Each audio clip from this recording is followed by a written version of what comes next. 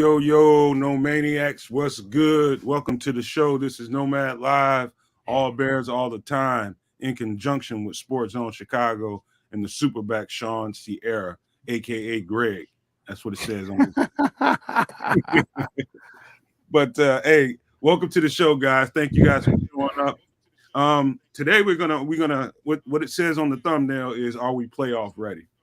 That's a whole conversation worth a show. What we're going to do today is take out the measuring tape and do a little bring out the what do you call that, little microscope or whatever, and look at the roster and the newest acquisitions that we've had, and look and see if the depth, and that's the most important thing to me. If you think you can make a playoff run, that's exactly what I'm going to be looking at to tell you if you're capable or not. And we're going to take a good long hard look at our roster and the depth chart and as it's projected, and see, do we have what we need to kind of measure up against who will probably be our toughest opponents, just trying to get out of the NFC North, and that's Green Bay and Detroit. And so, that's what we're going to do. We're going to talk about some of the pieces we added, some of the guys that we have currently on the roster that we had before, and how do they measure up and how do they line up with the new talent that's been brought in. Guys like Ja'Tyre Carter, who a lot of people would love to see, get an opportunity or a crack at least a backup role on the team. That's just one person in particular, but everybody, man. So what we're going to do, we're just going to take our time with it, and I'm going to put some names in the chat that I think some of you guys may not be familiar with or do not know that are on the roster. So as we go, if you see me typing names in, that's just me trying to give you guys, if you want to take notes and go and do your own research and homework on those guys, I'll put some of those names in the chat for you all. But let's get to some pleasantries on the board real quick before we get all the way into it. What's going on, Canuck? Well, what's cracking, no maniacs? I'm just gonna say this now. I was sipping on some coffee and went down the wrong way. So I've been back here coughing my brains out, my eyes all watery, and my voice is a little bit funny. So hopefully, as we go through today's show, things will clear up a little bit for me. But outside of that, I'm a happy guy. Let's get into what the roster looks like. Super stoked to see everybody in the chat today. Super stoked to see my guys on the panel. Shawn, Keith, good to have you with us as per normal. Nomad, yeah, it's good to see you too. In any event, Keith, what do you say? I thought you said. There's that too. Good to feel me. Pause. Wow. I thought you were gonna say I was sipping on some scissor. I wish, but we got the good scissor here in Canada. I tell you, that maple flavor. TMI. It's good to see. It's good to see smiles right about now, man, on the show. It's good to see everybody's getting their groove back, kind of, man. I really appreciate you guys, man. But what's going on? Bishop Keith. Chase Anderson's coffee, you know what? That's hen dog. It's a little early for the hen dog, bro. Put that on the screen. Hey, it's 5 o'clock of water this part of the morning. So you got Tito's. Okay, just Tito's. Gotcha. Filled to the rim. Yes, sir.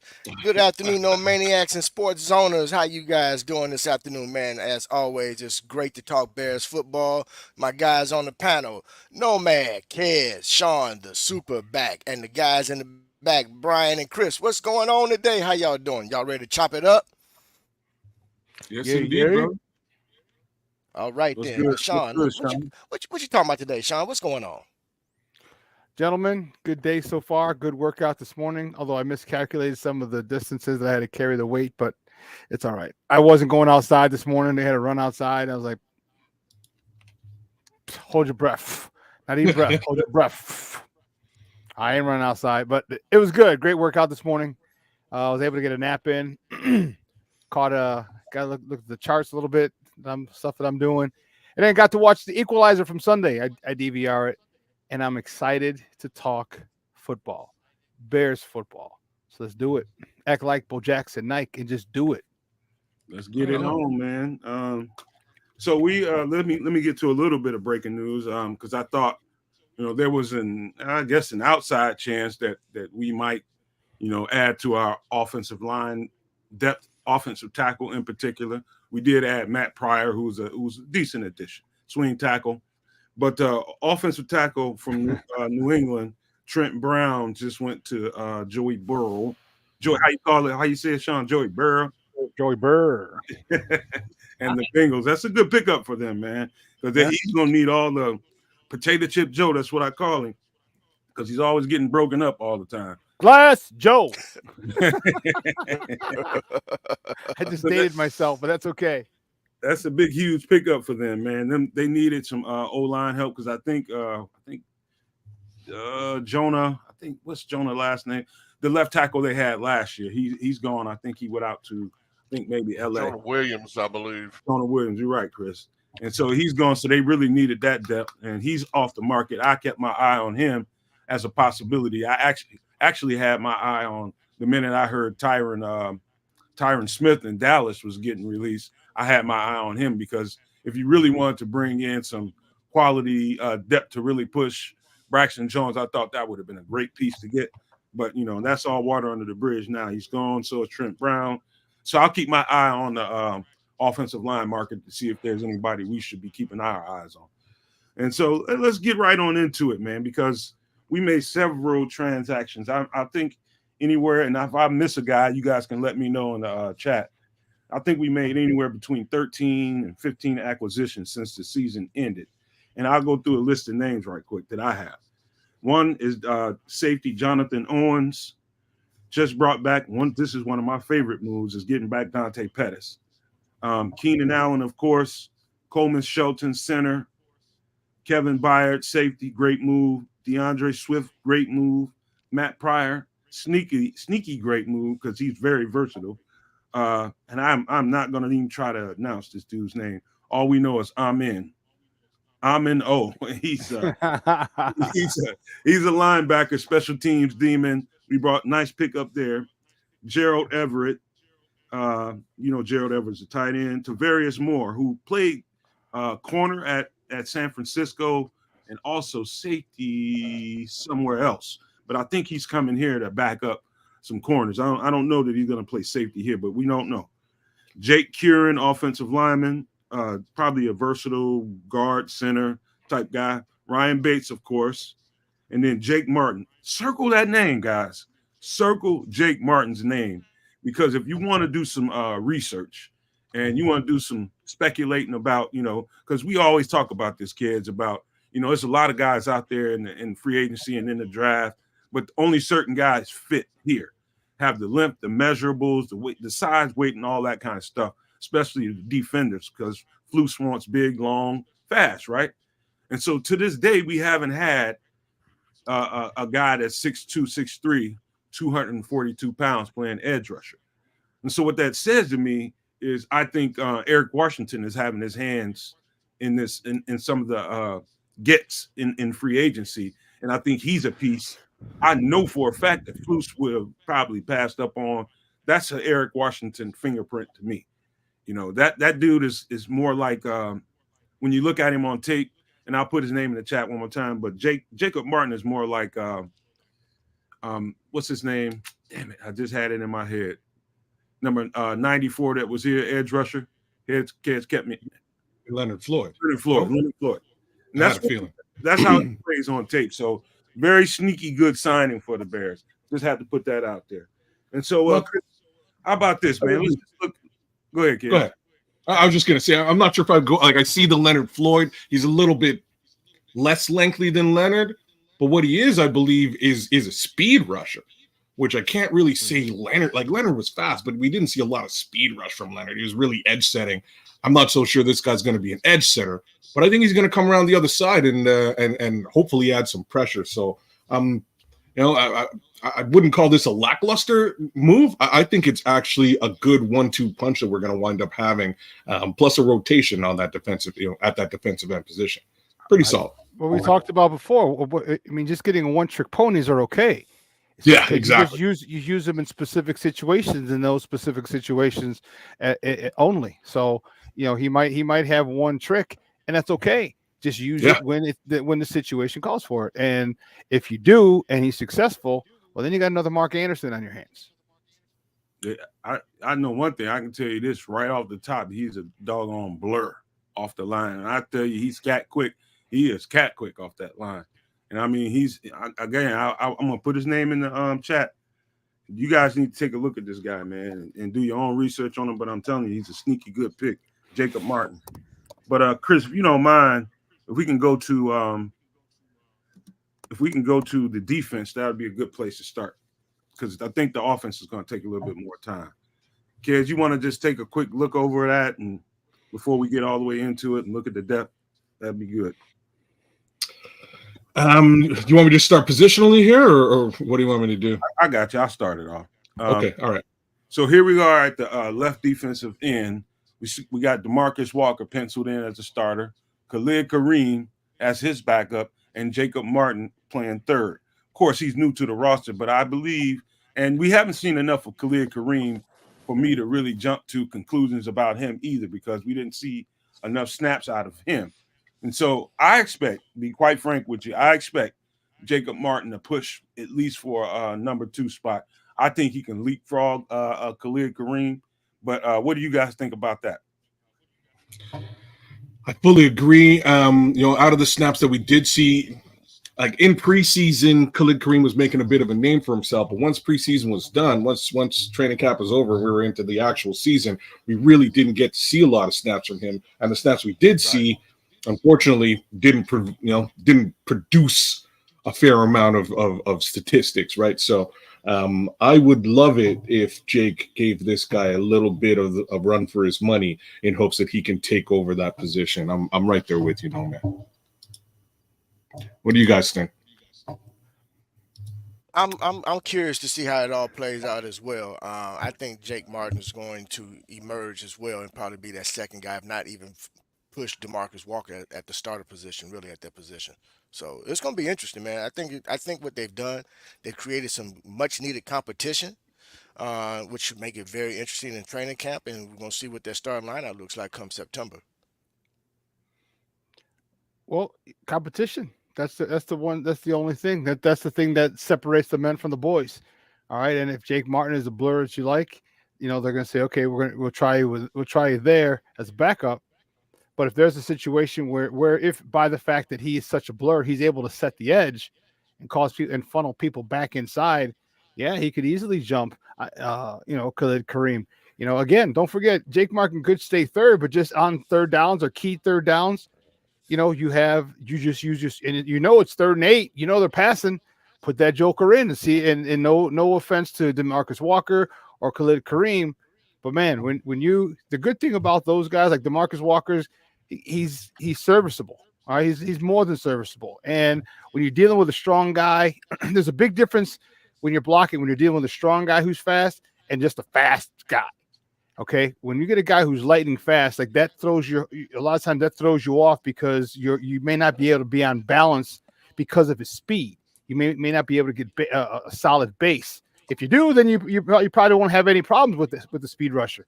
But if he catches you with your feet close, or you're in the middle of a hop or of a slide, man, it could be a quick sack for the quarterback. So I'm not sure. I just want to see how it plays out. And again, even if Martin does stay in third, those specialty packages when we need a big time sack, he might be in there just on those plays. So I forgot to mention real quick.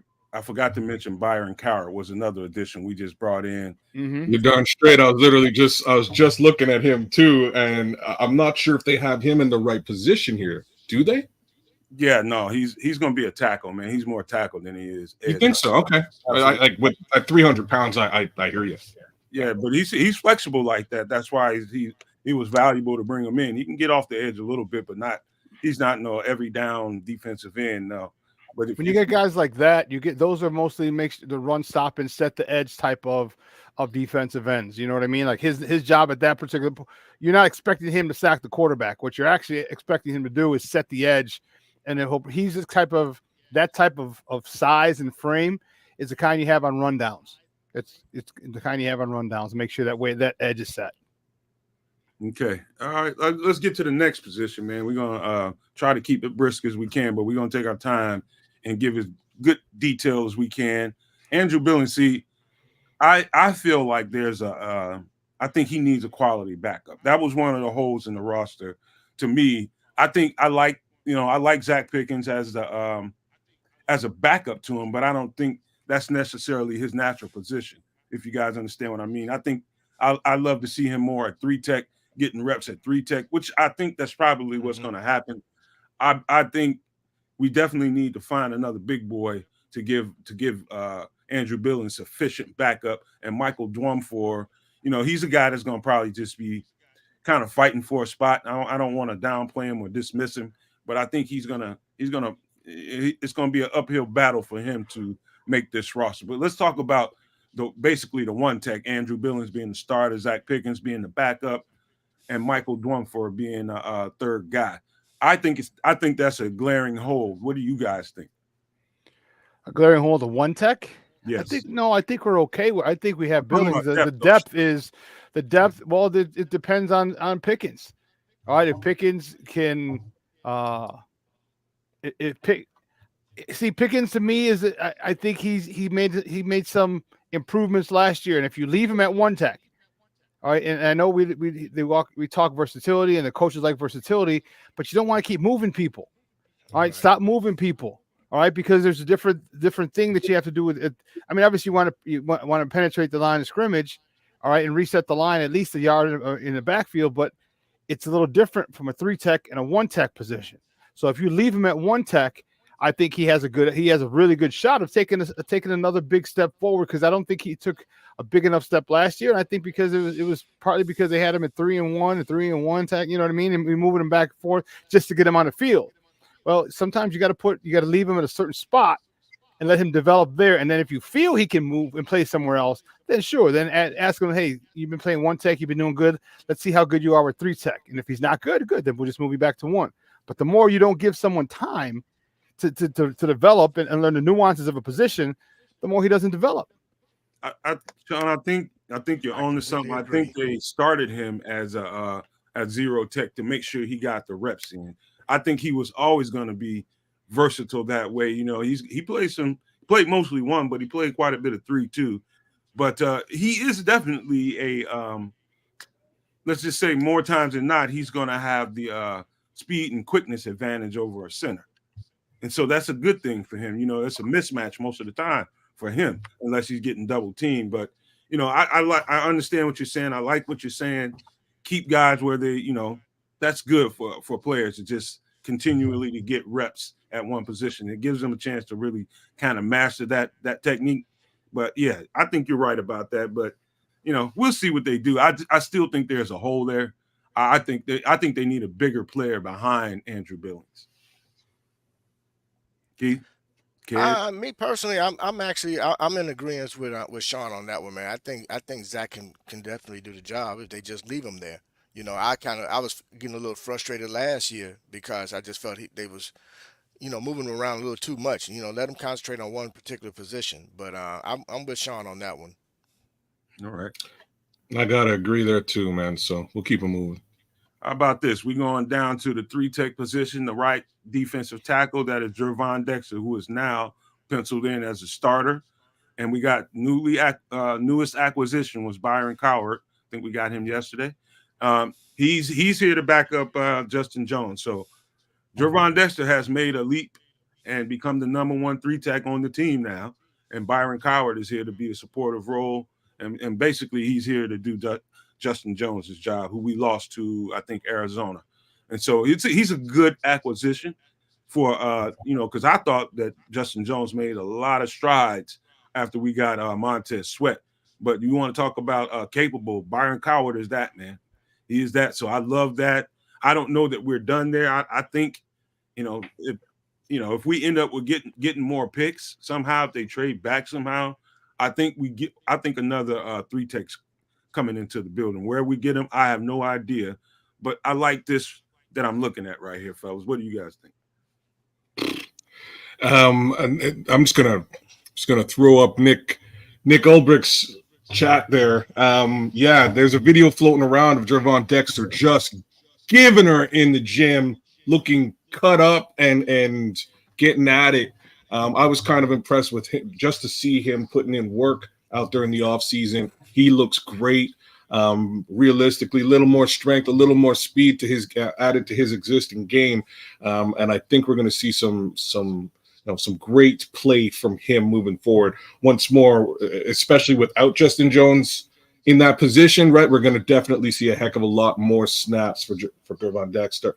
Byron Cowart on the other side of this.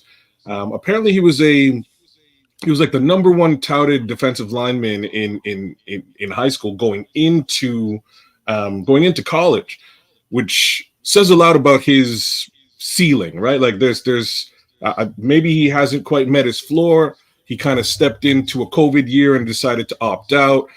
Didn't have a great situation in New England when he went over there. It's been a little bit of an interesting path for Byron Cowart. So I think this is really an opportunity for him to sort of get back out there in a supporting role behind Gervon, and hopefully the two of them can really grow at that three technique role. Really quick, Derek Carter makes a really good note here, right quick. We do have to remember that Walker can kick inside. Yeah, you can. I was going to mention that. I was going to actually mention that when I got ready to talk about it as well. We often don't mention DeMarcus Walker a lot. He's very versatile as well. So I think again they got a plan with regard to the addition of depth, as well as solidifying that starting role along the line. Again, the key to all of it is going to be Eric Washington and how he really utilizes these guys with his different stunts and schemes that he like to draw up. So it's gonna be interesting, man. I'm excited. Absolutely, very much so. Let me emphasize what Keith just said, because that's very, very important. Again, I've said this I probably sound like a broken record, but in studying Buffalo, and this is the thing I don't like. The one thing I don't like about Flus and the defense that he runs, it's too traditional. It's too old school. It's too plain. It's too predictable. And we got picked apart by Green Bay at the end of the season because of it, man. It's too many all four guys with hands in the dirt. It's very predictable. One thing that I know as a defender, the more you can keep a quarterback off balance and an offensive line off balance, the longer it takes them to get into their set and get set up and, really deliver a blow to you. Because when you got guys standing up, which is a lot of what Eric Washington likes to do, his variations are very hybrid. Sometimes it looks more 3-4 than it does 4-3. And that's what you want. And that goes right back to the conversation I was just talking to you guys about Jacob Martin coming on the team. He's a guy that would fit in the Buffalo defense. So what I want to see is Flus kind of take his hands off of that, at least that part of the defense, and let Eric Washington say that again, man. Say that again, brother. Yes, keep his hands off that part of the defense and let this guy operate. And this guy, his fronts are very exotic, and they get pressure no matter who he's got in there. And so I just want Flus to back off of that and let that guy do his work, man. This is what he's great at. And so, I just had to put that out there. And so here we go. And you guys that gave super chats, man, keep them coming. We're gonna break and get into those here just shortly. Montez Sweat is being backed up by Dominique Robinson, probably one of the biggest holes on the roster. If you were to, kind of tally where you thought the biggest weaknesses were, I think a lot of people would say, the other side of Montez Sweat is the biggest problem. What do you guys think? Yeah, I think so. I think Montez Sweat is, obviously the level that he plays at is the level that we're trying to get our entire defensive line to get to. I don't think they're there. Doesn't mean it's a bad thing. I think he's on a different level. And the drop off from him to second team, in this case, Dominique Robinson, which I don't think is going to be the end at this. Though I don't think that we're going to start the season, I should say, with just him. I still think he's a project that's developing. It's coming along. But I think they had some help. They may even put Jake Martin or Khalid Kareem or DeMarcus Walker on the other side if Sweat goes down for some reason. But I don't think they're done. You can't just run into the season with Robinson as your only backup for Sweat. No, I agree with you on that one, Shawn. But I also think about this too. Whether they draft somebody or when cuts start coming during training camp, certain holes will be able to be filled as well. But I'm hoping that Dominique gets an opportunity to at least show that he has developed. If not, he won't be on this roster. It's just that simple. Yeah. AC Adams says Dom Rob needs to convert to TE. What's interesting about you saying that is that I think he's played it already. He converted from wide receiver initially in college. Sorry, let me back up. He switched from quarterback to wide receiver to tight end to defensive end. He's played 4 separate positions, and this is sort of the thing with Dom Rob. Dom Rob is an athlete, and Ryan Poles would see the RAS score and be like, "Holy smokes, he can probably do anything." And I'll throw that out there. He probably can do anything, but sometimes being the jack of all trades versus master of none is questionable when you really need somebody at that defensive edge position to do one of 2 things: set the edge, rush the quarterback.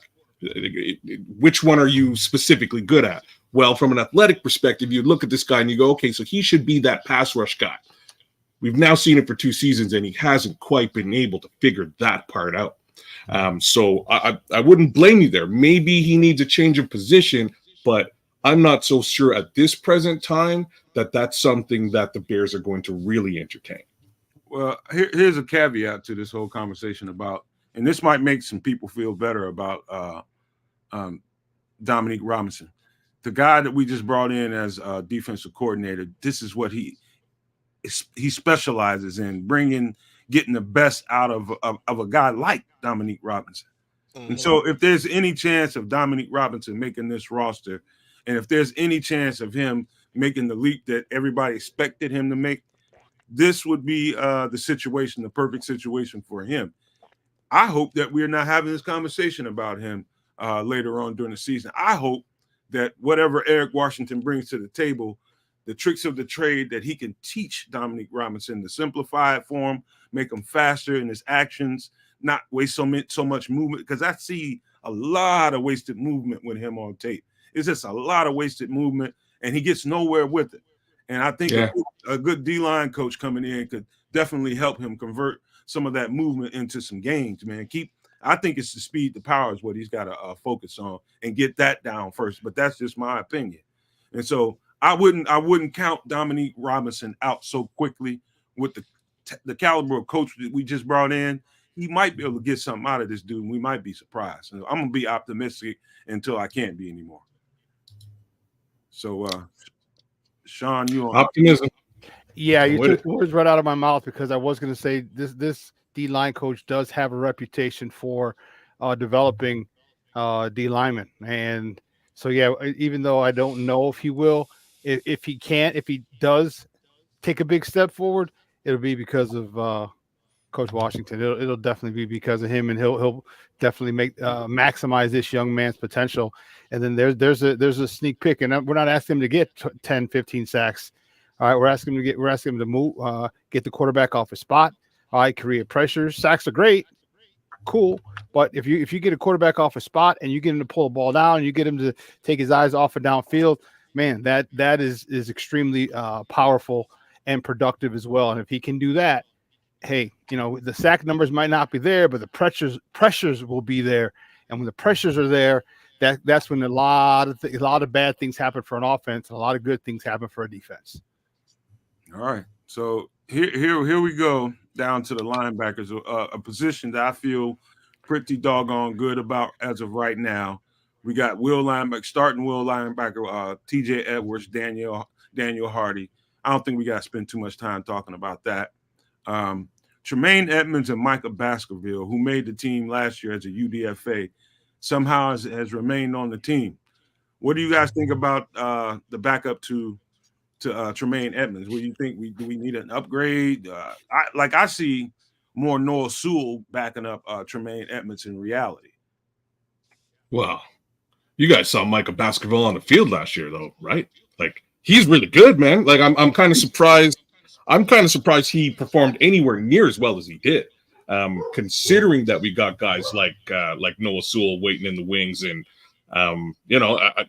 Jack Sanborn. I did not expect that kind of play from Baskerville, and I was a little bit saddened when, it's probably the wrong word to use, but I was saddened when Tremaine came back and he was a little bit slow to get going after Micah had played really well in his absence. But I don't mind him in a backup position, but somebody in the chat mentioned our guy there, Chris, Peyton Wilson, and I would be super stoked if somehow we could figure out some kind of way to get him on this team, because I think that kid is special. But in any event, I think Micah stays. I think he's sixth round. All right. I agree. All right. I think here's where I think it gets interesting, because Micah Baskerville is tough. I like him, but we drafted Noah Sewell.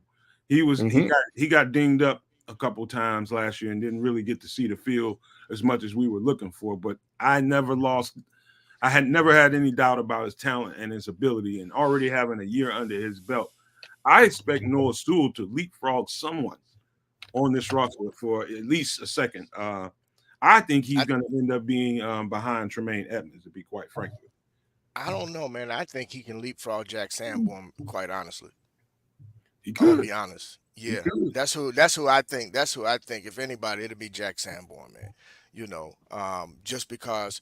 But again, the good thing for him is his versatility. He can play both positions. So either way, he's going to get a lot more tick this coming season, I believe. Anybody? Shawn, I can't hear you at all. I disagree with you a little bit with that, because I think Sanborn is phenomenal. What the thing that he does extremely well, is he diagnoses a play very, very quickly. He diagnoses it, and once he diagnoses it, which is really fast, he's downhill. He's not the fastest guy in the world. He's not the quickest guy in the world. But man, when he sees it, which he does very, very quickly, he's 110 miles an hour.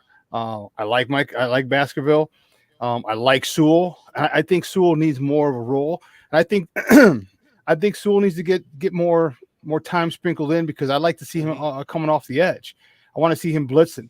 I want to see him, making that quarterback. And that's one of the things that he did really, really well in college. All right. Well, his junior year, the second, not this past year, because he was hurt, and they switched systems, which kind of slowed him down a little bit. But the year before that, man, his ability to blitz. I mean, he was really an all-purpose linebacker. He can, stop the run. He can chase people down. He can come off the edge and blitz. I mean, these things. This guy he is a weapon. He is a weapon that has to be deployed strategically.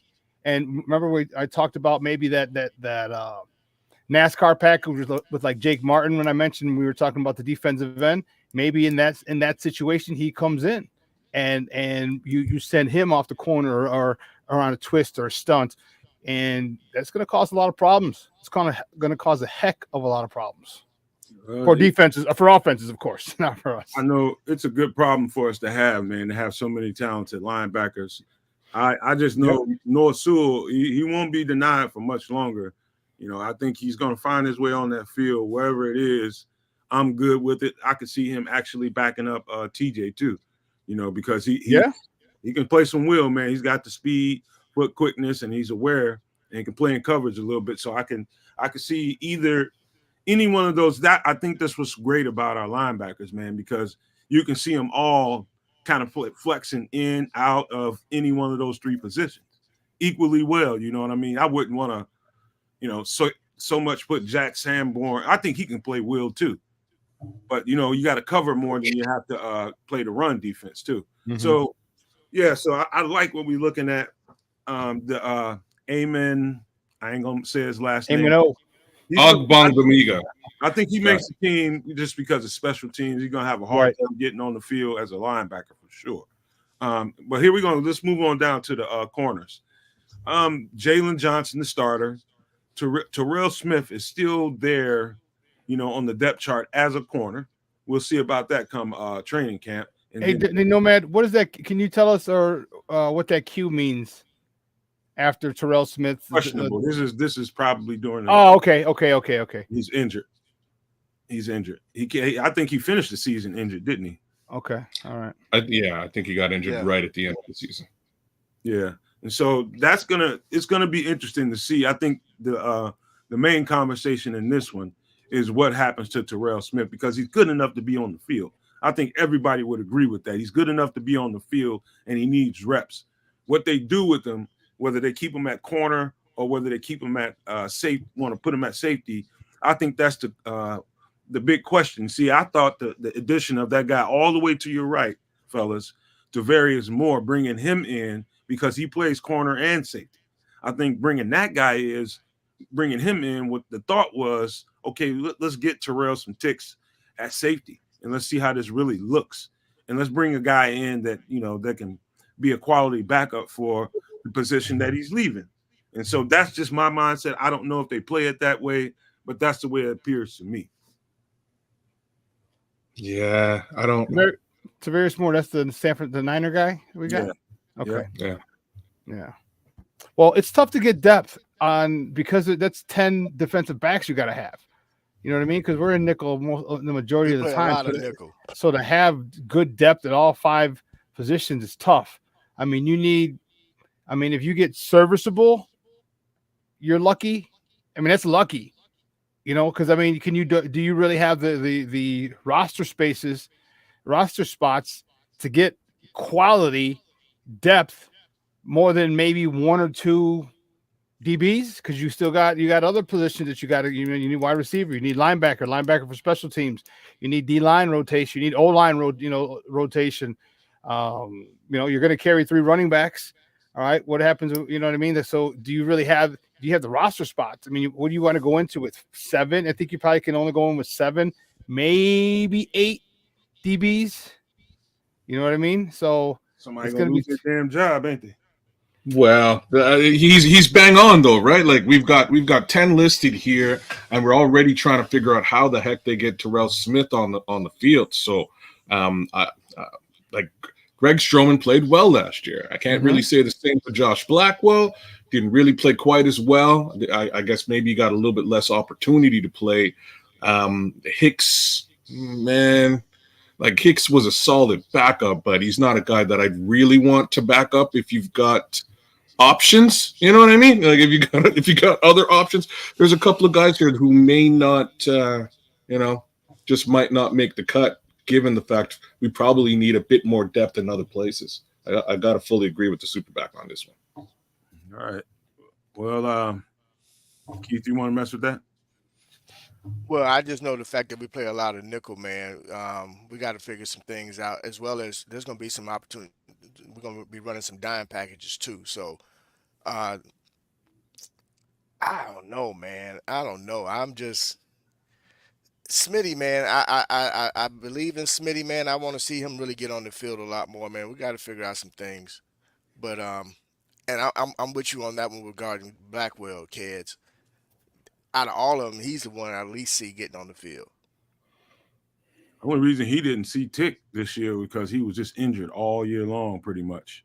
And so they were I tell you right now, Greg Stroman, he made a strong case. He did in Blackwell's place. And so if we were going into, let's just say if we had to rewind going into the season we just had, I'd say Blackman he's probably the heir apparent backup to Kyler Gordon. I can't say that anymore. Okay. I think Greg Stroman performed strong, real strong. He came on very strong, and so I think they're destined to duke that out for that backup nickel corner. They're gonna duke it out for real. Here's why I feel better about it, and that's safety. Brisker having a solid backup behind him, and Jonathan Owen, very, very sneaky. I mean, that's a sneaky good move right there. Having a solid backup for Jaquan, man, because it's a lot of battling in there. It's a lot of hitting, and you put wear and tear on your shoulders, man. It's people are like, oh, Jaquan Brisker, he gets hurt too often. Trust me, if there was you in there doing all that banging, you're gonna come up lame a whole bunch too, holding your arm, holding your shoulder, walking off the field, because it's a lot of thumping. And you got to be built for it. So be honest with you, I hope Jaquan is spending some time putting some upper body weight on him and a little bit more to kind of help with that, man. He needs a little body armor on him. You know what I mean? So, but the quality depth there, man, I never gave up hope in Quindale Johnson. I don't know that he makes it over some of the other guys that we have there, but as of right now, that's what we have. And Tavarius Moore over there at the end. Nobody? All right. How about Yeah. this? We Here- good. well, go ahead, kids. No, I'm just saying we're super good at the DB case scenario across the board. I'm like, out of any position on this team, I think that's where we're going to eat next season. In my personal opinion, I think we're going to see a heck of a lot more interceptions and a lot less passing yardage against us moving forward. As long as that pass rush holds up, I think it's going to prove fruitful. So I'm happy with what they have on paper. But just as we've sort of laid out here, I think we wind up losing 3, if not 4, of these guys. Yeah. Yeah. That pretty much rounds it out for the defense. Let's just go around real quick and do you guys feel like the defense is where it needs to be as currently constructed with the pieces that we have now and as depth? Do you guys feel good about a playoff run with this setup here? If not, why not? Yeah, I feel good with the depth. There's people who can make plays, and I mean Barnes, catastrophe where 4 guys go out. I mean, we have enough people to get in there and be productive. I mean, not just fill a space. All right. I mean, we went through it. DeMarcus Walker go down. Well, Kareem and Jake Martin, or you know what I mean, or we can mix and match. That's why the versatility comes in. But you also want to make sure that someone is good at one thing in particular before you try and make them versatile. But I think the depth we have here, I think it is playoff ready, hands down. Not even a question. This defense, not even a question. So I fully agree with what you're saying. I think these guys can make a run. I would not be surprised. Like, I'll be honest here. I would not be surprised if they do make the playoffs and really sort of double down at the defensive end position a bit later, like in and around playoff time, sort of like what the 49ers did this time around in grabbing Chase Young.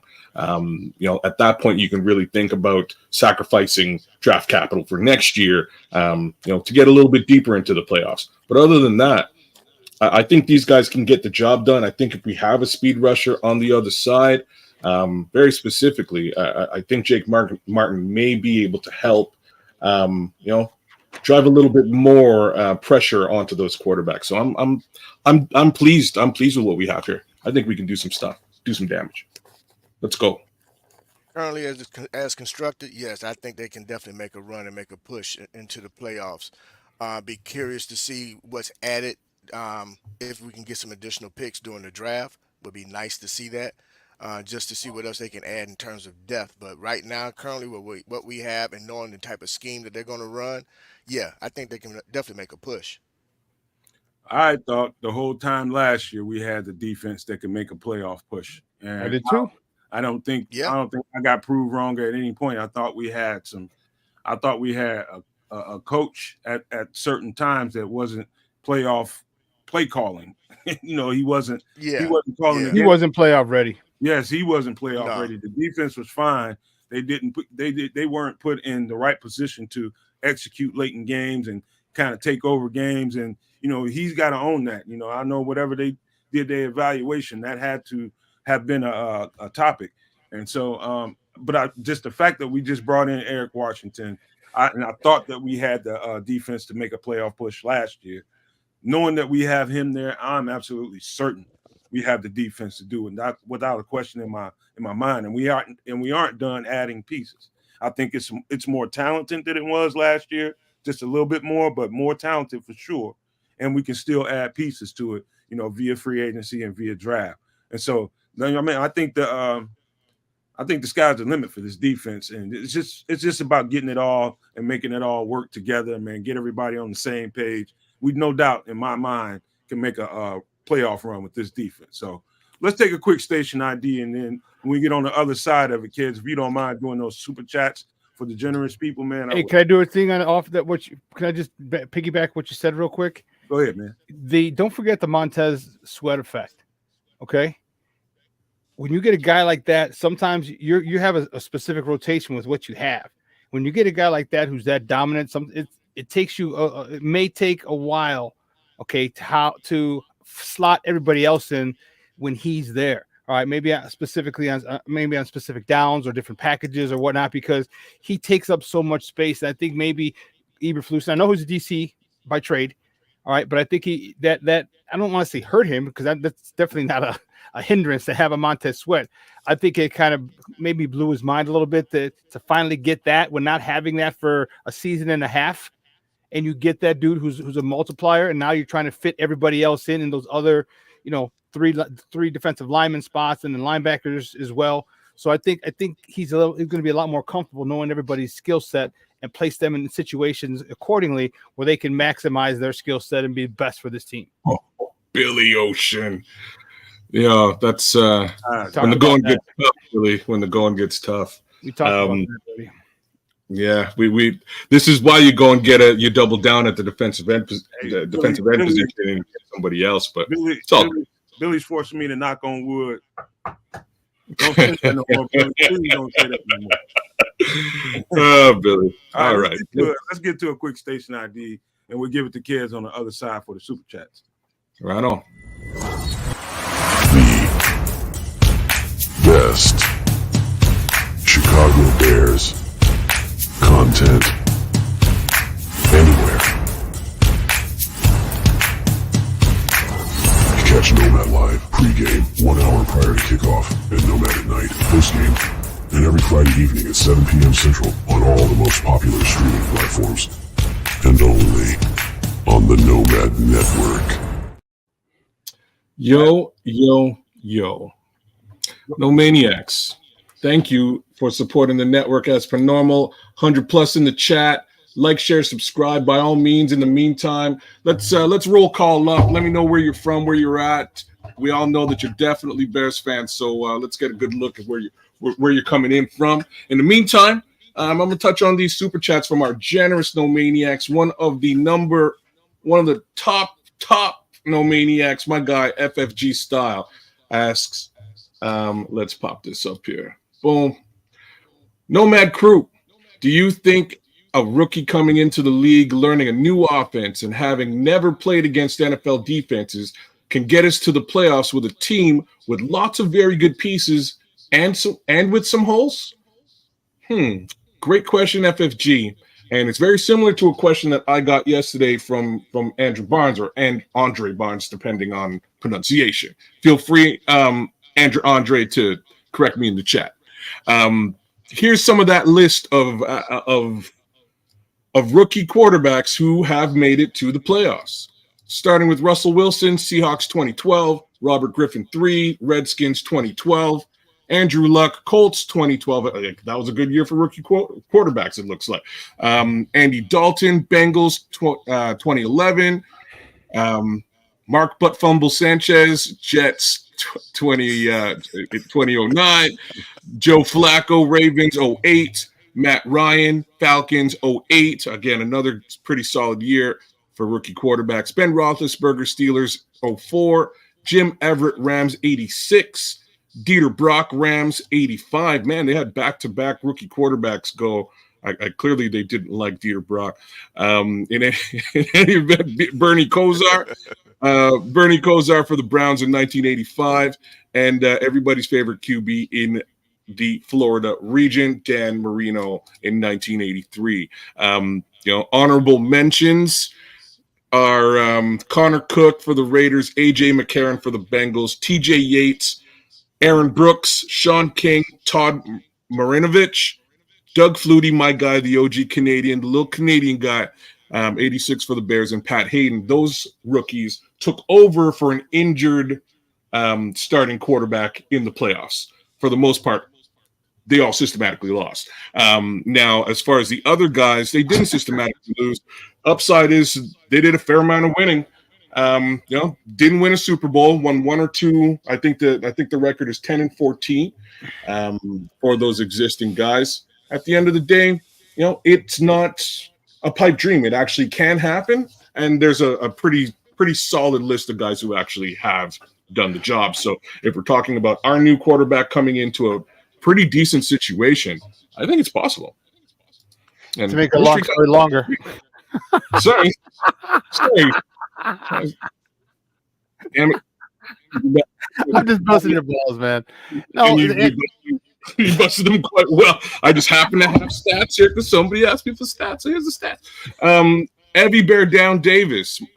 our girl, Jaden Daniels, the Bears' next QB. We'll have to see who they choose. I think that one Heisman Trophy winner versus the other, good situation for us either way. Lawrence Cook, this is not a super, but we liked you. Solid idea for another show to follow this up, Nomad Network. Let's do a roster elimination. We might be able to help you with that a little bit later on. Yeah, we'll do that. When it comes to cut downs, and you know what, that might be interesting to maybe do that beforehand. Because there's a few names that I would circle as possibilities, no question about it. But yeah, and good old King Booker World again, top headlining No Maniac, our guy King Booker World. Try and get Connor. Still, center is imperative, and I wish I could argue with that. I think we got it though. Let me holler at Charles Gilman. Charles Gilman says he's downstate Champaign, Illinois. I don't know if I can make the playoffs. I hope so, man. Hey, Charles, do you know where? Because I spent the summer down there with my Uncle Mike. Do you know where Beardsley Park is? Let me know a thumbs up or thumbs down. But yeah, let's you guys got anything to say about the questions that were asked? If you want to speak to those, go ahead, man, before we get on the offense. Yeah, quickly, we can make the playoffs. This is the best situation a rookie quarterback has ever stepped in, probably in the history of the NFL. All right, two number one receivers. It's not even 1A, 1B. It's 1A, 1A. These two guys are studs. Either way, you got a stud. You got a top 10 tight end in Cole Kmet. You have the other tight end we just signed. I forgot his name. Gerald Everett. So you got two tight ends. You upgraded the running back position. You've upgraded and reinforced the offensive line and the defense that you have. Dude, this is a phenomenal situation for whoever, and that's why a lot of people were pissed because they let the last quarterback go, because they thought they were setting it up for him. So whatever quarterback we have that is going to be calling play, taking snaps, steps into a phenomenal situation. Phenomenal. Probably the best situation that a rookie quarterback has ever stepped into in the history of the NFL. Definitely Bears history as well. No question. There's a lot of people that would agree with that. I would agree with it. And as far as a number one, usually a number one pick, no matter who he is or how good he is going to, if it's a quarterback, he's going to an absolute shambles of a team. And this is built up perfectly for somebody to step right on in there and have success. There wouldn't be any reason for him not to, other than rookie growing pains, which every rookie's going to go through. We will see that. But I like it for him, whoever it is. I hope he's successful, man, because we've been saying all the time, we just Bears fans and we have different virtues. But hey, I'm gonna be rooting for that cat, whoever he is. I don't give a damn. So let's just flip to the offense right now. Let's talk about that, Chris, if you don't mind. All right. Of course, we don't need to talk about the quarterback position. We know what that's going to be. Secret agent, man. Let's talk about that running back room. That was one of the everybody. I remember when I first brought the subject up. I kind of remember kids. I don't. Was it you, Samuel? Everybody kind of scoffed at me. It might have been Chris too. When I was talking about, I think we need to make a move at running back. I don't think we are sufficient enough in the running back room. I don't think we're dynamic enough in the running back room. And it was like, oh, no, man, no, we don't need to spend no money on no running back. We could draft a running back. Okay, man, I'll back off. Wasn't me, because I wanted to draft and sign one. Yeah. Fine, it was me again. Damn it, it was me. I was one of the scoffers. I still kind of think that way, by the way. I still kind of think that way, but hey, it is what it is. How about this, man? I could say a whole lot right here, but I'd rather listen to you guys talk about the dynamics of this running back room, because I'm starting to like what I'm seeing. But I do think there's a possibility, because we're getting low. We are low on draft picks. I'd circle that name Khalil Herbert in any kind of in some trade talk.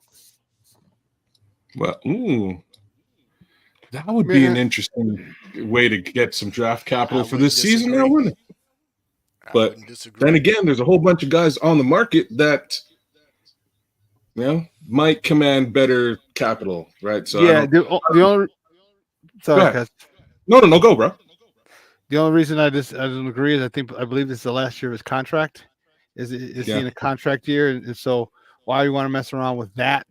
unless you feel okay he's going to be playing for a contract. But then again, what are you going to pay him that you can't go get a running back in the draft for? Running backs, Right. the value, the position is devalued. It's not as if Khalil Herbert is a game changer.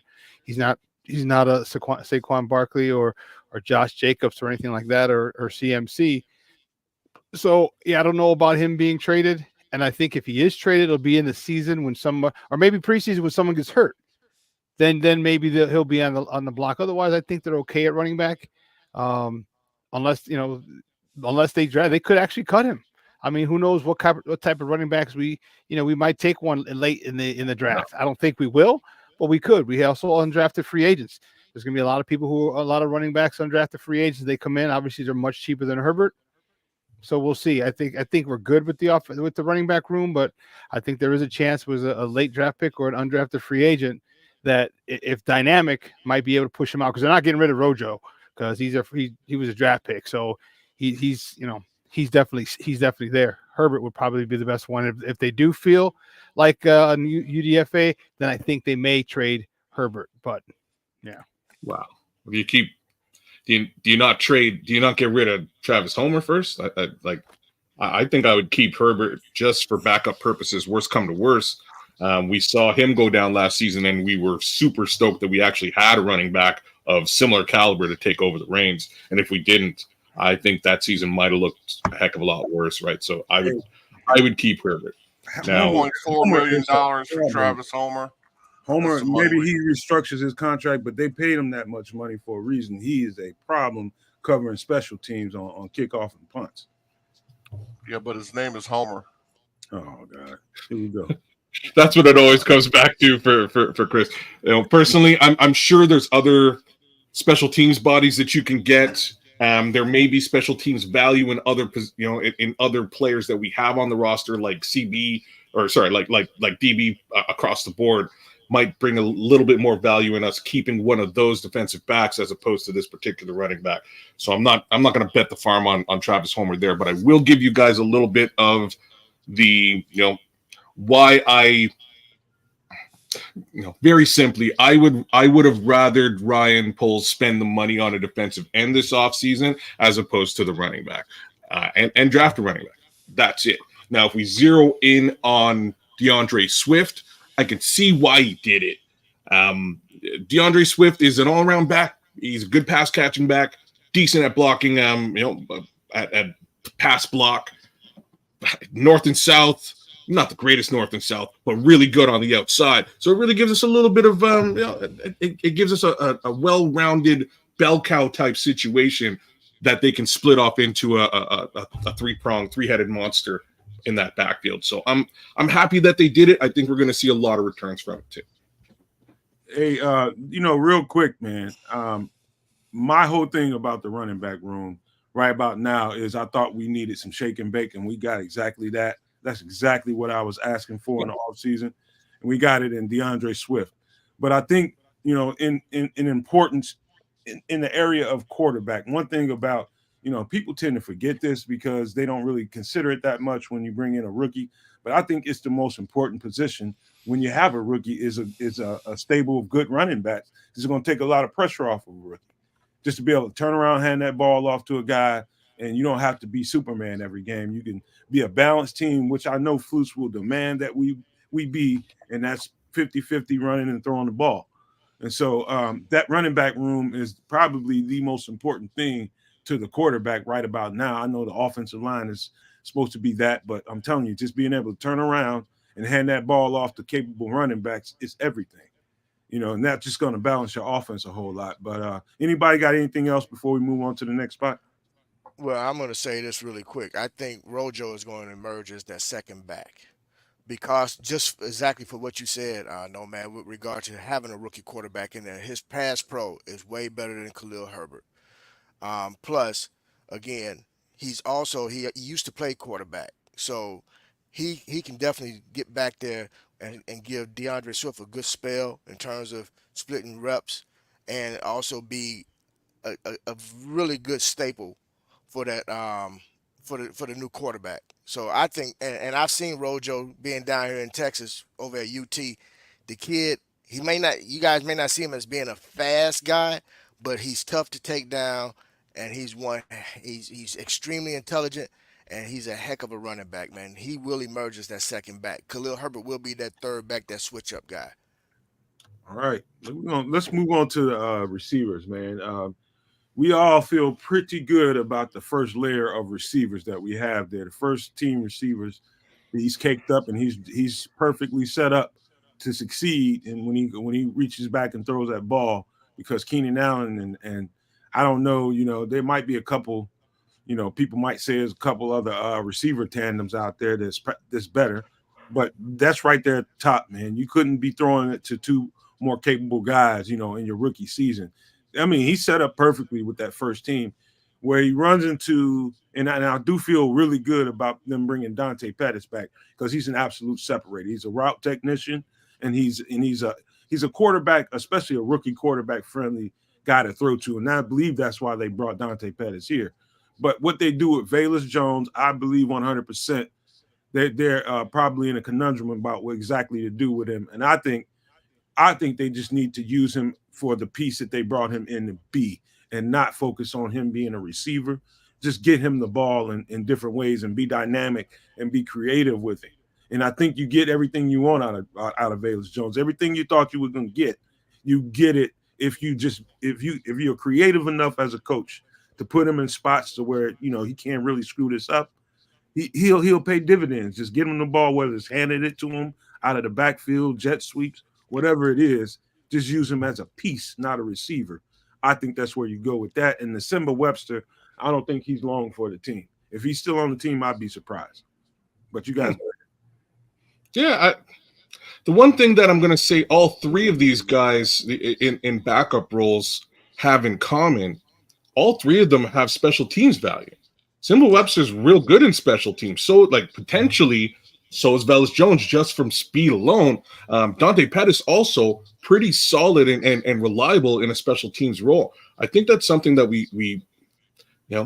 I think that's something that the Bears need to focus on.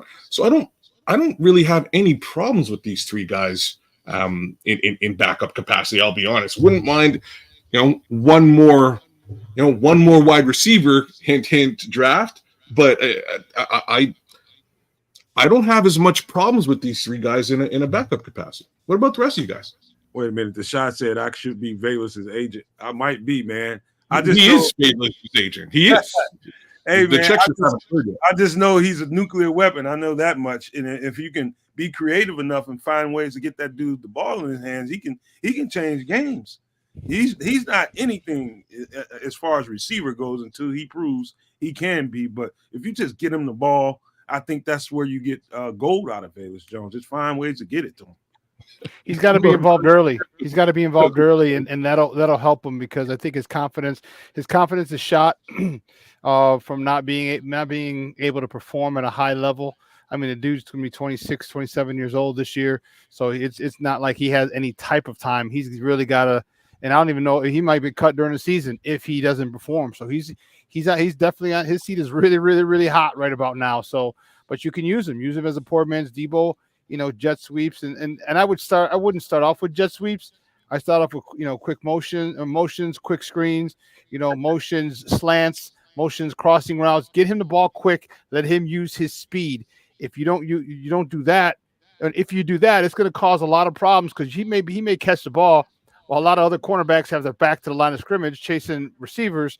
And that's going to be a big problem if that's the case. And so Shane Waldron's got a lot of weapons to use, and one that's really been untapped, and that's Velus Jones Jr. So we'll see if he uses them and gets the max out of them. Because if he does, he's staying around, and if he does, this offense is going to be unbelievably dangerous. Because what the hell are you going to do? You got safety shaded over on, or can you shade the safety over on DJ or on Keenan Allen? Can you do that?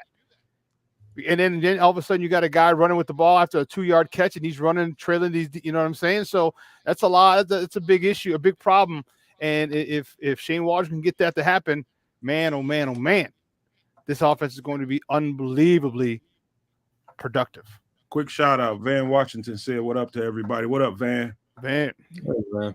V-Dub. V-Dub and up in the D. What's going on, baby?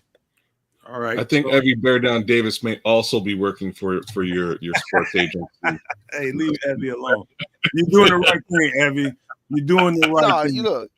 No, I'm with you I'm on that, though, teasing man. you, Look, I'm man, just- you guys been dumping on Valus, man, and Valus just hasn't been used properly, man. Give that guy an opportunity, man. And he dropped some passes his first season, man, but this second season he came through in a clutch on a couple passes. So cut the guy some slack, develop him. We finally got a wide receivers coach that's going to be able to get the best out of the wide receivers. Because if that's the case, then outside of DJ Moore, none of our receivers actually performed to what we needed them to last season. So let's see what this new wide receiver coach can do, and at least let's see what he can get out of them. You know All what, right. Now- bother, you now know that what we're- bothers them is your wide receiver catch the ball.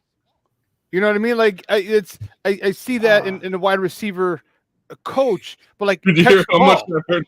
Was that you, Keith, or was that Nomad? What? No, that was me, bro. I did that for me. That was you? Catch the I ball. just wanted to check if it was something. Catch the God's Continue, blessed Jeff. ball. That's your job. You know, catch the ball. It doesn't matter. You know what I mean? Tyler Scott had some issues. All right, Valus, you know, when he had some issues since he's been here. Like, that's the thing. Catch the ball. Like that's bothersome to me. Like, come on, man. Like there's got to be a point in time where, man, I have to prove myself. And you know, people talk about coaches developing guys, and yeah, they do. But man, there's something you can work on. That's you have a jugs machine. You saw Marvin Harrison Jr. You know, in those social media posts where he has a jugs machine, hits the ball, and then he chases the ball and catches the ball. Well, do that. You got to do something, Valus. You got a jugs machine. Use that son of a gun, man. Like we need you to really step up because of your speed. Your speed is lethal. Lethal. When he first came out there, I asked Herb, I asked Zach Pearson, I asked a couple other guys. I'm like, does that speed transfer to the field? Because track speed and football and field speed are different things. And everyone was like, man, you could tell he got another level that most people don't have. I'm like, thank goodness. You Now doubt he's got to use it. that boy got deep speed. Man, he got that purse snatching speed, dog. Like, woo. Man, look. Hey, SuperBack, I owe you a donut, bro. Why? All right, hey, we got to keep going, man, because we kind of lagging a little bit. Hey, so Tyler Scott has now slid into the starting slot position. I think Tyler Scott is getting a lot of Valus Jones energy because of the drops. You know, everybody's down on Tyler Scott. I'm not. I believe in the kid. I liked him when we got him. He's got beep speed too. Yep. And it's about really getting him. I think he probably, if I had to put my finger on anything, it's kind of like what Valus Jones was dealing with. I think he ran into a confidence issue. And go ahead, kids. Well, maybe my dog stopped barking. Okay, all right. So he's a rookie, right? Like Valus isn't. This is now second year. Tyler Scott's a rookie. We'll give the kid a little bit of the benefit of the doubt. It's a tough year. Not a lot happening over the center of the field. He was also put in a blocking role with his tiny frame for the better part of the season. Nobody's really out there giving him the love he deserves. He was trying to grow last year. He's a rookie. I'm going to give him that benefit of the doubt, and hopefully, again, with the opportunity in front of him, he can produce and prove that he's the guy for that slot role. And I think he might be. I know he can definitely take the top off of defense. So it's just a matter of pulling those passes in when you have the opportunity. So I'm not down on Tyler Scott at all. I hope the best for him for sure. What I am down on is the depth behind it, and so that to me, I don't know if you guys see it this way, but that's a glaring hole to me.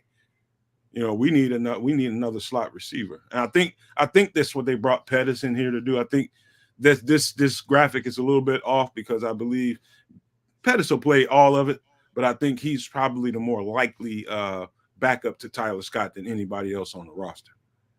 Well, if you get a Marvin Harrison Jr., a Romeo Odunze, a Malik Neighbors, you don't got to worry about that slot, man. You can put DJ Moore in that slot and get him and have fun trying to cover him coming in motion. Have fun with that one where you can't get a good jam on him or get in route or reroute him. good luck with that. I think if they do that, just think of that trio: DJ, Keenan Allen, and whoever, whether it's MHJ or Neighbors or Dunze.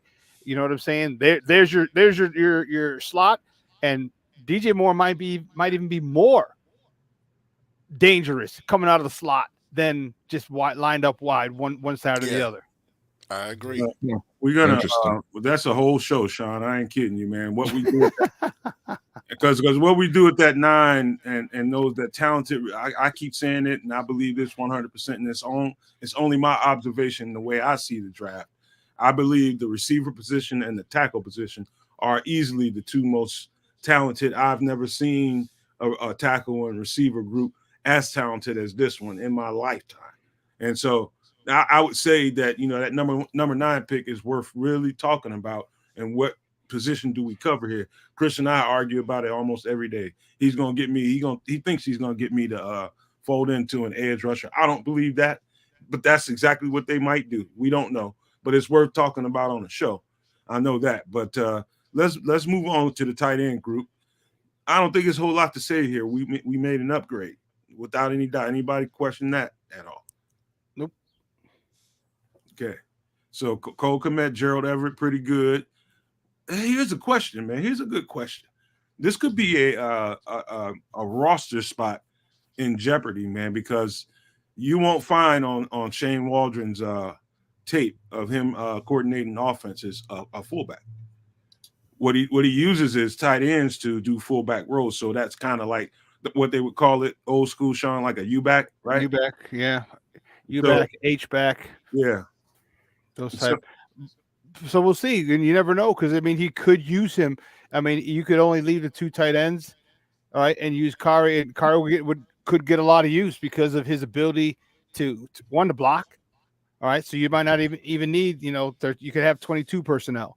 You know what I'm saying? And now you have a lead blocker. You don't necessarily need a tight end, but this guy catches the ball out of the backfield. This guy has a lot of yak. So this guy could be another weapon. These are weapons that he can. I'd rather have a running back turn fullback who can get yak as opposed to giving it to a tight end like Gerald Everett. Like Gerald Everett is a good tight end, but even though he gets yak, he's not dangerous. You know what I mean? Like he seems to bounce off people and takes a couple people to get him down. Good. We'll use that for a first down. But man, you get a receiver who can catch the ball and run with it afterwards, a fullback. Yeah, now we're talking, baby. Now we're talking. So yeah, he might be on a cutting block, but I wonder if Shane Waldron's going to think long and hard before deciding to get rid of him. Like, how many snaps did he take, you think, last year? Not a lot. Who? Blessing game? Yeah. I would say probably 25-30%. Out of a season? Yeah, maybe around 20, maybe. Man, I don't know whether you dedicate dollars, cents in a roster spot to 20 snaps, but again, I see its value. I understand its value. I'm just not sure if they're getting the value they need there. Well, instead of those stupid ass tush pushes and screens, you could have had people coming downhill. You could have had 22 personnel and used them. So I think instead of those, we just push Justin. No, let's push Cole Kmet. No. Enough of that nonsense. You had a fullback, you didn't use him. You didn't use him. That's the hell what you needed a fullback for. A short yardage situation. Put an offensive lineman in, check him like they did. Check an offensive lineman as eligible. Put him in motion. Have him steamroll. Have Blasingame steamroll anything left over, and the running back gain the first down. And they didn't do that. Sometimes people outthink themselves, especially OCs. If you used Kari Blasingame that way last year, think of all the 3rd and 1s and 4th and 1s that we missed. Think of all the times we were yelling, "What the hell are you doing throwing a screen? What the hell are you doing throwing a screen? What the hell is with this tush push? What the hell are you trying to get Darnell Mooney to block on a Justin Fields, keeper to the outside?" All those things, 3rd and 1, 4th and 1, we get them no problem, and his value goes up. Kerry Blasingame had 100. He had 186 snaps last year. Lord have mercy. That's a lot more than I would have guessed. I am with you, brother. I am with you because you know what? Just look at the 49ers. They use that. That's exactly what Sean is saying. The 49ers did just that with their fullback. They didn't have. They did that with their in the red zone.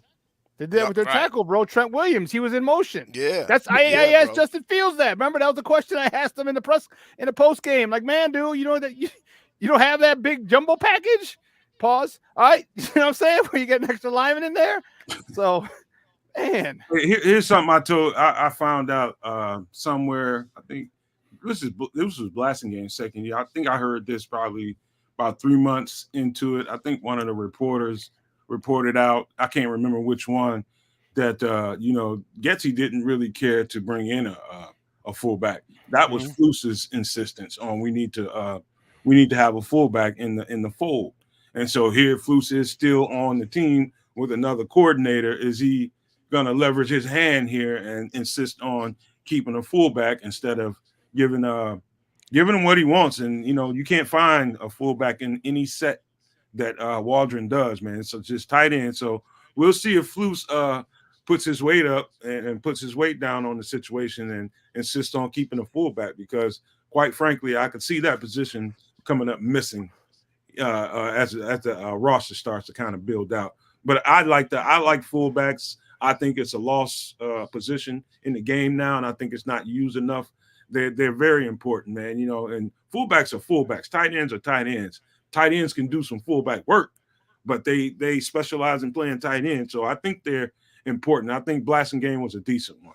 But that's the problem, Nomad. Like if you were forced to use him, okay, and he was on the roster, you can be a son of a gun, a stubborn prick, and say I'm not using him, or you can say, well, guess what? How can I use him to add to my scheme?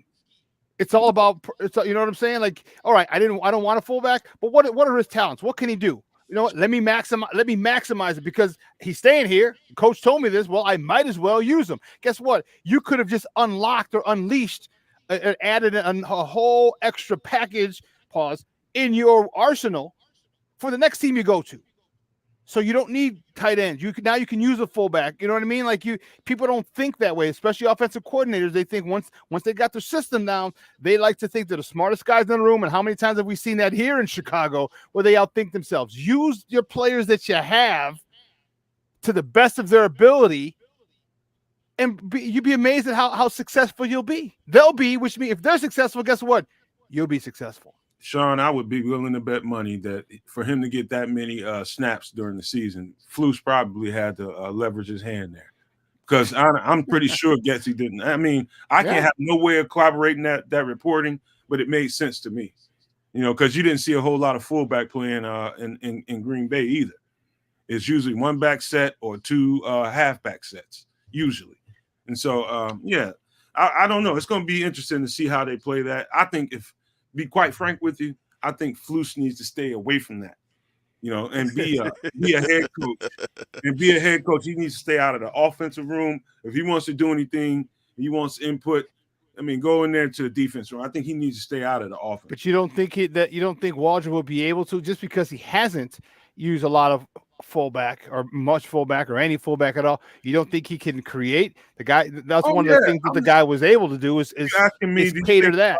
Do you think, if you're asking me, do I think he can scheme it? Heck yeah. Yeah, no question. He can apply that. No question about it. Willie is the question. I don't know. It's just, I don't know. It's just up to the situation. I don't know. We'll see. But here's the most interesting part of looking at this depth chart, in my opinion. The most glaring weakness on the team, and it's been this way for quite some time. And I think this is going to be probably the most new look room inside the building. And I think the guys that we have for right now, Brian, if you could take the comments off so we can look at this whole group of offensive linemen here.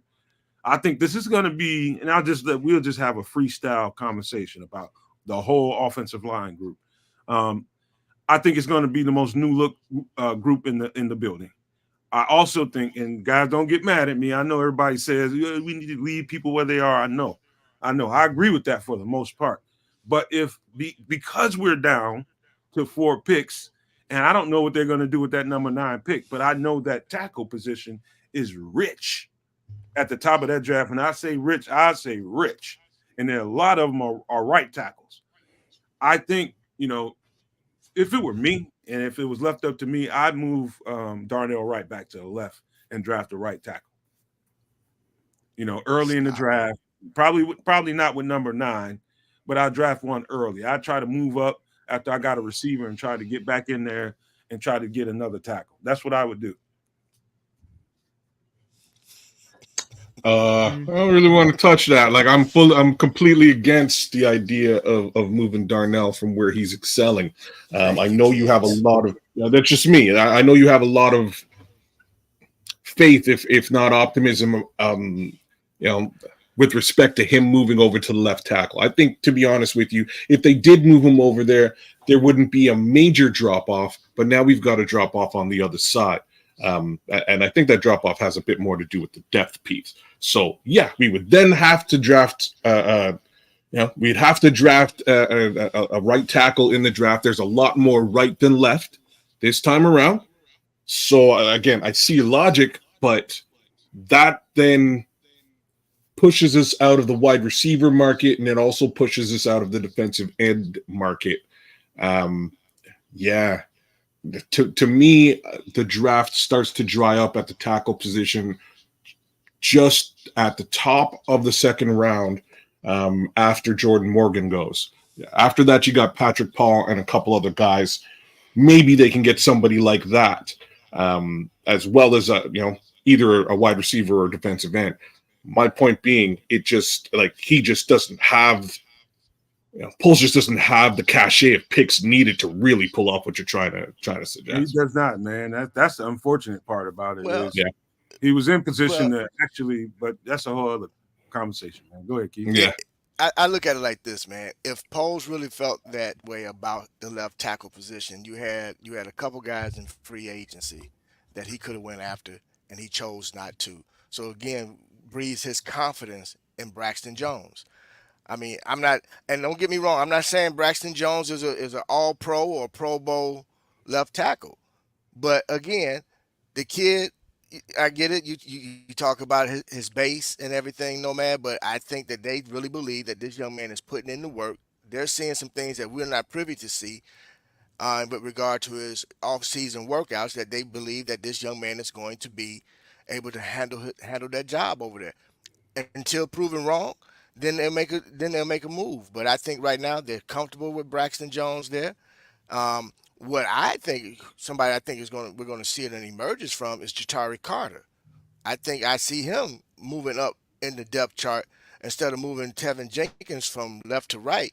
Jatari Carter is going to move up as that second right guard behind Nate Davis. Well, I'll tell you this, man, and I don't know what they're seeing in the offseason either, but I know what I saw on tape. Braxton Jones, he is, man, he's lighting the cakes, man. He's lighting the cakes from the waist down, man. I just seen enough to know that, man. I just want whoever the quarterback is, if it's Caleb Williams, man, I just want that dude to have that side of the line quiet. I mean, bull rushes, everybody. I mean, it's got to be on everybody's board. You pass rushing against Braxton Jones, speed power.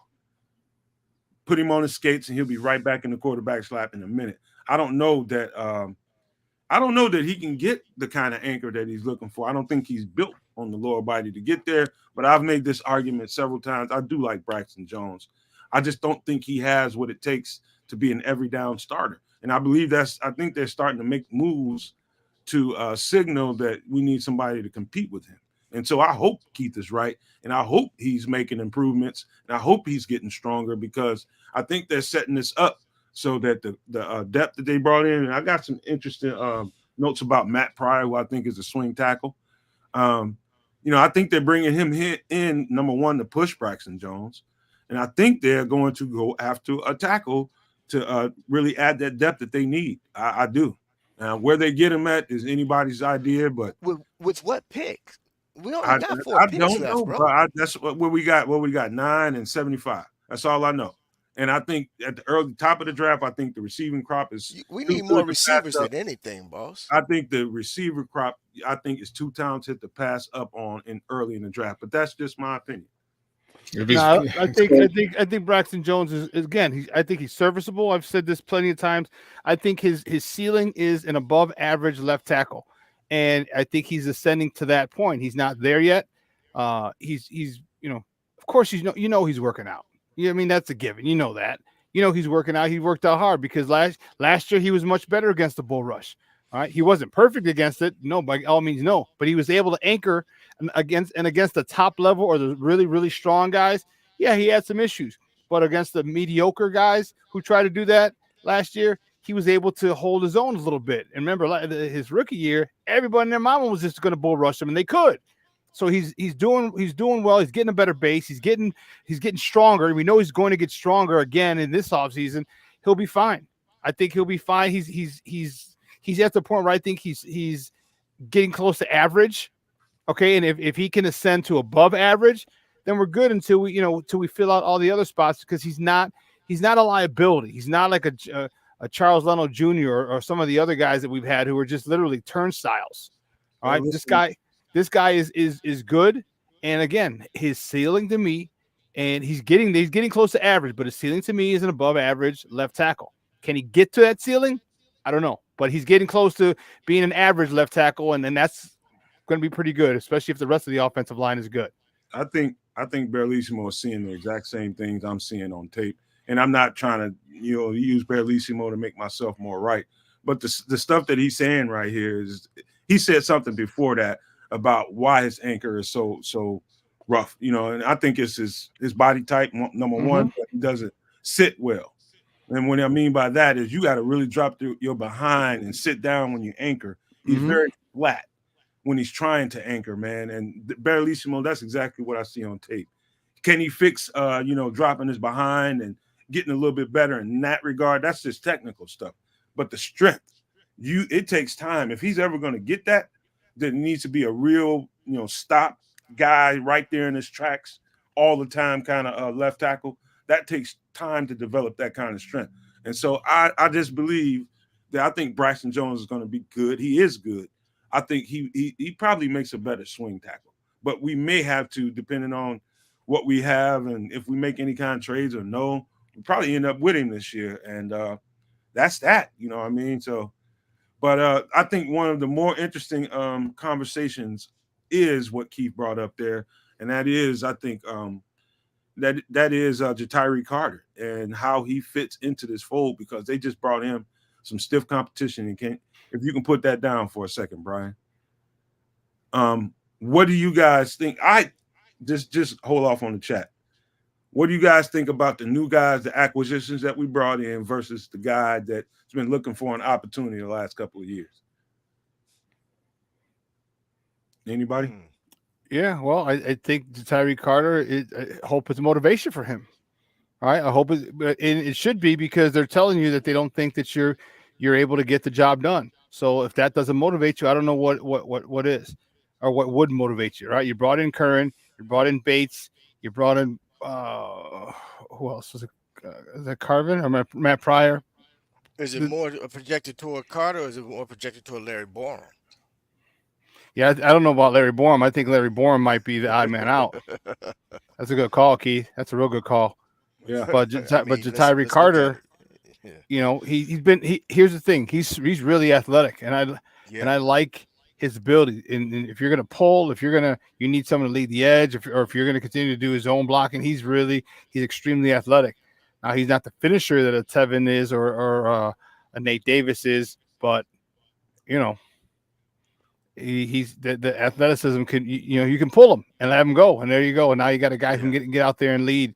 If you're going to be doing gap power schemes. Yeah, that's the reason I said that, Shawn, because I really think it's more an indictment on Larry Borum. It's like, hey, dude, this is it. You either gonna cut it this time around, or you will be on the street or somebody else's roster. Yeah. Whoa. As a swing though, like he's not a start. Like, I think we've established he's not a starting tackle on either side. But I think he's a swing. Larry Borum. Yeah. Oh man, you know what? I think I feel about Larry Borum. How you feel about Braxton Jones, Nomad? Well, I don't think it's a question of whether or not Larry Borum can play swing. I think the question is, can you get an upgrade? Can you find an upgrade, someone that can outplay him, at swing tackle? And I think that's the main thing. I think he can do it, but I think he's suspect at times. And he's had what is he going to his 4th year? And you would have thought that some of the stuff that he struggles at, he'd had that cleaned up by now. You know what I mean? But I believe. Do I think they can upgrade from Larry Borum? Yeah, I think they can. So he's suspect, but yet you don't feel strongly about Braxton Jones. But Larry Borum, he's suspect, but you think he may have a little upside. Two different players, same position. 2 different players, different body types, everything about so it's about the body. Okay. So that's part of it. So I'm going to say something on Larry Borum's behalf. Because of where he is in his contractual case scenario with the Bears, they probably want to keep him on the roster and maybe generate some level of trade value from him down the road. He's not a guy that I think you can or should cut or should have even the luxury of cutting. I think he, again, can start on any given NFL roster. I'm not saying that he is truly a starting caliber tackle. But for somebody in a pinch, for somebody who really also might need a swing, I think he's caliber, and I think he'll do well wherever he goes. As well as a Braxton Jones or Darnell Wright, doubtful. I think those guys are much higher caliber tackles. Period. But I think if I'm Ryan Poles, I hang on to Larry Borum and I try to trade him out of here towards the end of the year and maybe get something for some of the draft capital that you're bringing onto the team. I think it's part of, I think that's something that we don't do very well as an organization, is bring guys in, develop them, and then potentially get stuff back for them. So that I would like to hope that maybe something comes back by way of a guy who started at the position for quite some time and could add some level of value to another team. Hey, Derek, I'm going to ask you a question about Pryor in just a second here, because that's what we're going to talk about next. It's some of the acquisitions that we made. A couple of notes I took down. Coleman, what is his name? Shelton, what is his name? Coleman Shelton. Coleman Shelton, right? Okay, so they really wanted to bring him back in LA. Sean McVay really liked the cat. He I don't know exactly how many starts he's had, but he ended up being a starter there, I think, because of might have been an injury or something, but he played well. But I tell you, I'm not going to tell you this guy's a perfect center, man. I think it's going to go either way between. Here's what I think. I think they want him and Ryan Bates to challenge one another for the spot. I think where Ryan Bates made more money, and he is making more money than Coleman Shelton, is because he's more versatile than he is, a lot more versatile. And, for that, you get paid more money. But who starts at the center position is anybody's guess. Coleman Shelton is very quick. I mean, very athletic, fast, off the ball. He's got anchor issues, be quite frank with you. And he struggles with what seems like to me, I've seen quite a few, probably 3 to 4 times he had problems with the when defensive tackles run games or stunts. And so switching the players, from one player to the next, I think he ran into problems. But other than that, that's not small things, but he's on the ground way too much for my liking. He's just on the ground a lot. And I don't like that in any center. You need to stay on your feet, or any lineman. But, he's going to be pushing for that job. Who gets it between him and Bates is good. I don't doubt that Tyree might take snaps there. Who knows? Might give him a chance there to get him an opportunity. But I like that guy. And about Matt Pryor, very good, versatile offensive lineman. He's here to push Braxton Jones mainly. But what you like about Matt Pryor is the fact that he's position versatile.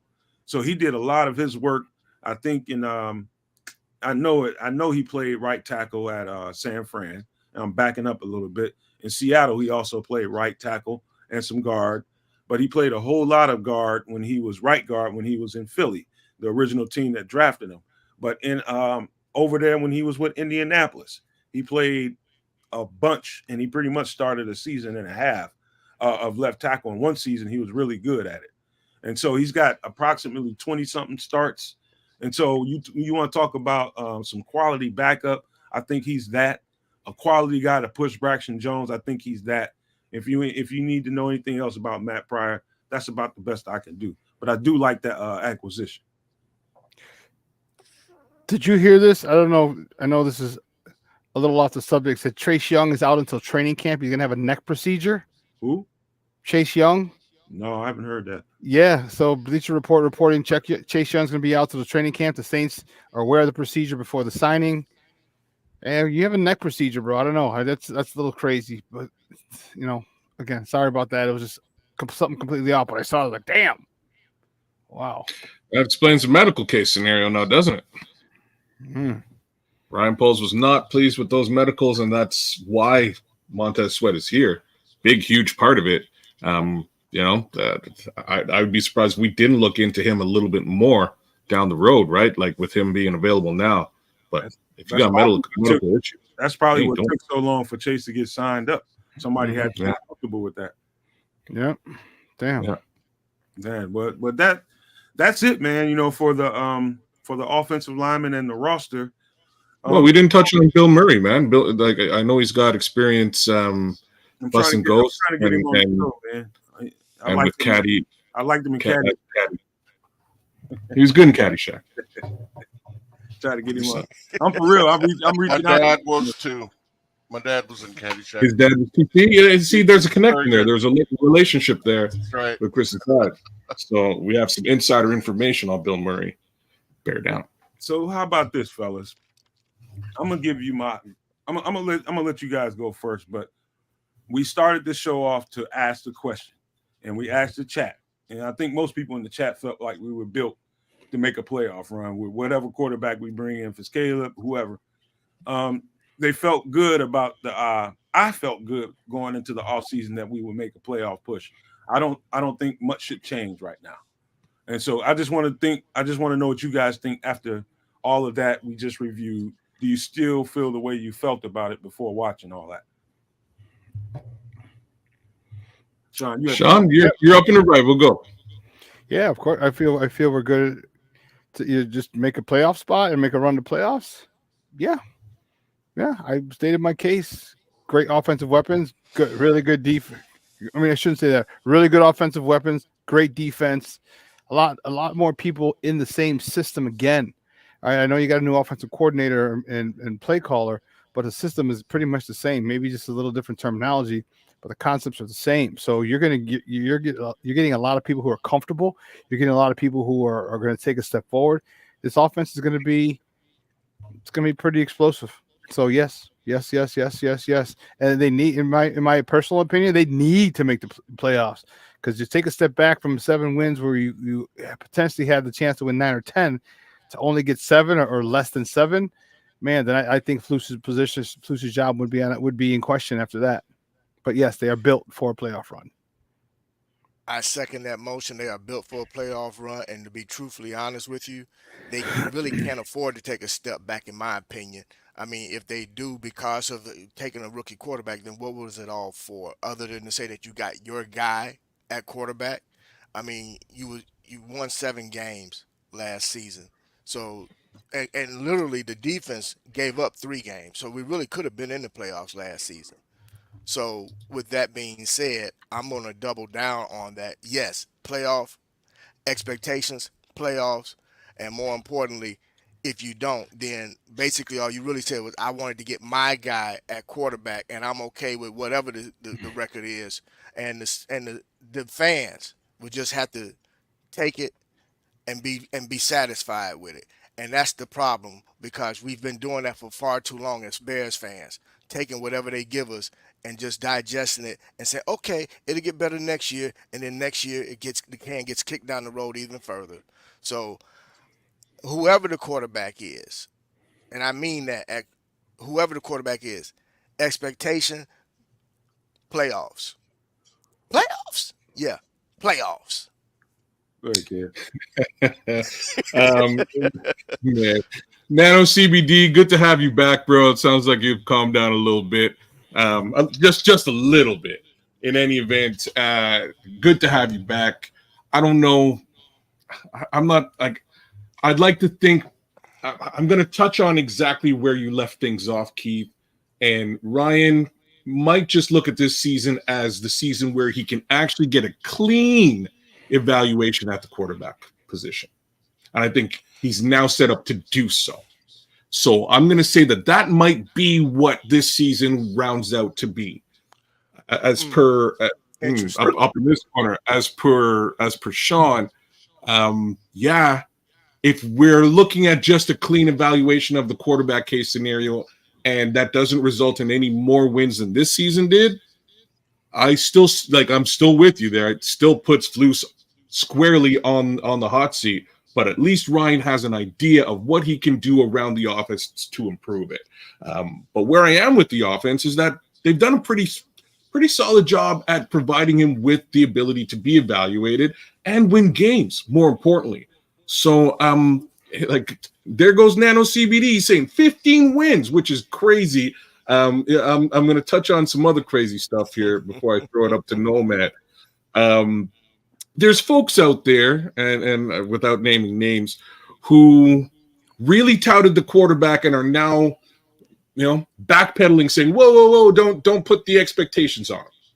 I'm sort of the opposite. I didn't put the onus on the quarterback, and I'm still not putting the onus on the quarterback. It's just that's me. I want to nurture the kid, and I just want to give him as much leeway as I could. That's where I was with Justin. That's where I was with Mitch. Develop him. That's me. Not to nerf the fan base's playoff mentality and requirement.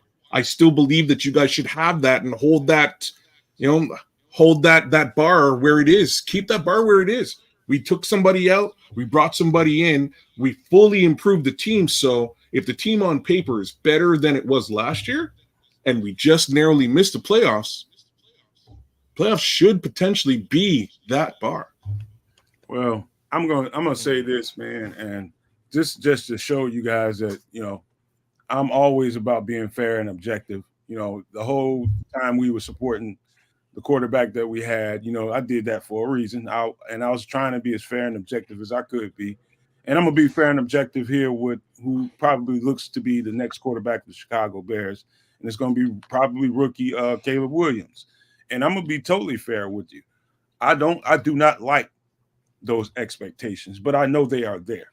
And so I can not like something and be able to acknowledge that it's there at the same time. I think you can think both thoughts, and both thoughts could be effing true. And the truth is it's unfair for any rookie. But the truth also is that this is going to be the expectation for him. The team is built for him to be successful. The pieces are in place for him for the most part. I still have problems with that O-line and what they do there, but we still have time to, answer that bill. But I think otherwise, I think the situation is perfectly set for someone that's a rookie to come in and perform at a high level. And it's all about what's that? Let me ask you a question then. Do you have different expectations if it's Caleb versus Jaden? No. It would be the same if it was Jaden Daniels. It's going to be the same for whoever comes in here. It doesn't matter. It doesn't matter who the quarterback is. We can feel any way we want about whether those expectations are fair or not. And I don't think they're fair for a rookie that's pretty rare for a rookie to come in and lead a team to the playoffs. But it's been done. So either, however you want to cut it and slice it, this is what it is, man. They're going to expect this dude to come in here and light it up quick. And, hopefully he does that, man. And I'll be rooting for him to do it. But, if he doesn't, it's going to be a lot of vitriol out here. And, whether fair or unfair, it's going to exist, man. And, that's no good for not only the quarterback, but the fan base. Is just going to just further divide the thing. And I don't like the thoughts of that. I don't like the division in the fan base. I do not. But I knew, just based off the circumstances why it existed. And so all I would say is, good luck to them. I think they're doing a good job right now in a semblance of the roster and putting stuff together so the young man can come in here and have a leg up at least, man. It's better than the situation that was provided before. And I like that for him. So with that being said, let's go around the horn real quick and give some shout outs and some pleasantries on the way out the door. Shawn, you up top now. Oh, okay. Sports owners and Nomadiacs unite. Thanks for tuning in. Another great show, folks. Make sure you go and you follow both channels. All right, subscribe to both channels on YouTube. Subscribe to the Nomad Network. Subscribe to Sports Zone Chicago. We're going to continue giving quality content, stuff you like, and you know what, a lot more people are liking this. So, and you see if the numbers keep growing and growing and growing. So, tell a friend, tell 2 friends, and you know what, just bear down. And you know what, here's the thing. Everything's about perspective. You can look at it as a new beginning, as an exciting time, because it is an exciting time for Bears. You know, things happened and you got to move on. That's life. All right. That's life. And you may not be happy about it, but that's the situation. So you know what, you can move on, be complaining and saying, what if, or you can move on and say, what if.